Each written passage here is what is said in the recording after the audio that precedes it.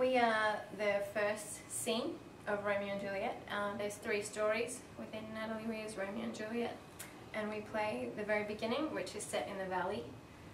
So it's very in modern day, modern times.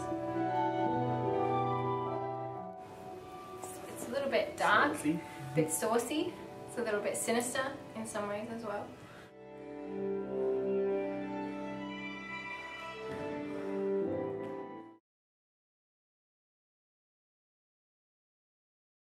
When we started, I was a little bit concerned of how to portray Romeo, but Natalie has created this scene like modern day, I think very different to any other Romeo and Juliet portrayal, so I suppose we can relate it a little bit more to ourselves anyway, and things that, you know, your little times in nightclubs maybe where you have met somebody, or so it's not, I didn't find it too difficult to take ownership of the character and find my own version of Romeo.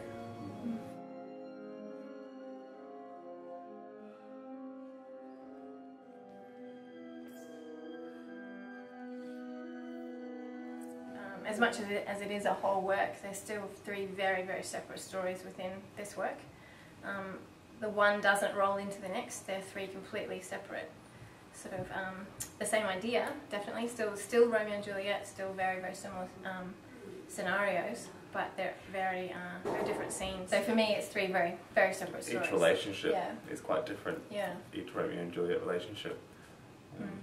As is very lustful and passionate, and it's so intense in that moment. Like, it's a moment, and it's captured in 20 minutes, and it's sort of start to finish, and so much happens within that time.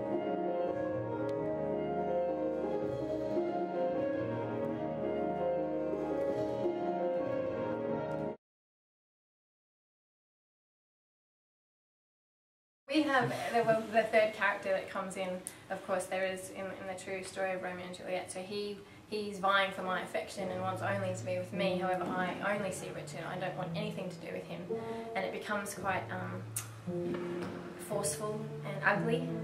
We end up in a trio that's really quite what's the word? Fierce.